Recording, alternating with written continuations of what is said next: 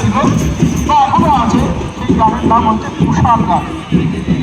কুষাণ গান, এই কুষাণ গানকে বলা হয় যে কুশ থেকে, কেউ কেউ বলেন যে কুশ থেকে কুষাণ গানের উদ্ভব। তাহলে কুশ থেকে যদি কুষাণ গানের হয়, তাহলে আপনারা ভাবুন কতদিন আগেকার, অর্থাৎ লব কুশ। যদি আমরা যদি গানের যদি আমরা হিস্ট্রি যদি দেখি, গানের যদি সংস্কৃতি আমরা যদি পিছন থেকে ফেলে যাই, তাহলে রামচন্দ্রের সভায় যে দুই ছেলে, তার যে দুই সন্তান অর্থাৎ লব এবং কুশ, সেই লব এবং কুশ যে গানটা গিয়েছিলেন তার সভায়, এবং তার রামচন্দ্রের যে কাহিনী বর্ণনা করেছেন, যে বর্ণনা করেছেন, সেখানে যদি আমরা পিছনে ফিরে যাই, তাহলে আমরা সেই গানের উদ্ভব কিন্তু তাদের মাধ্যমেই হয়েছিল।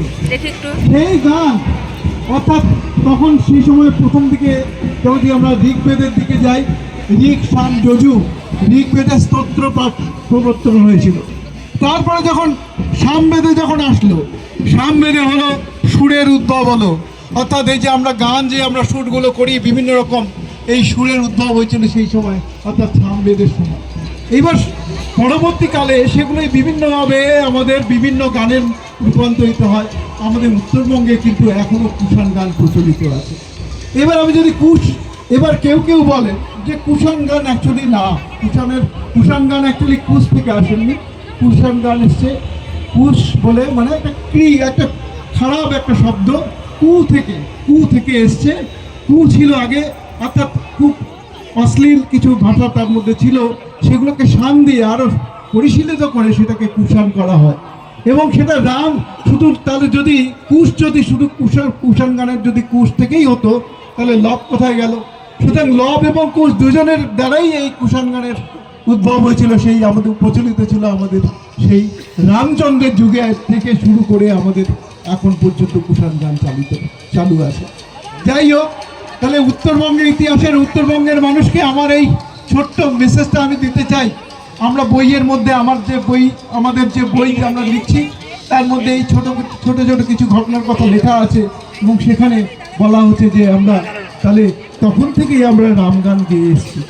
আজকে যখন রাম নাম করি, তখন কেউ এখানে বাধা দেয় রাম শব্দটা বলতে। আরে আমরা যখন কোনো কিছু মাপি, আমি তো গ্রামে ছোটবেলায় দেখেছি, আমার বাড়িতে যখন ধান মাপতো, তাকে দন হিসেবে দেওয়া হতো। তখন দন হিসেবে বা কেজি হিসেবে যখন মাপতো, তখন শুরুই করতে হচ্ছে রাম দিয়ে। রাম আমাদের এক শব্দটা বলা হতো না, 1 2 এইভাবে বলা হতো না, আমাদের বলা হতো কি রাম 2 3, অর্থাৎ রাম দিয়ে শুরু। অর্থাৎ আমরা প্রত্যেকেই রাম দিয়েই শুরু, আমরা রামেরই বংশধর। তুমি কি লক্ষণ না রাম? রাম সাচ্ছ বলো, রামের গলা শুকাই গেছে,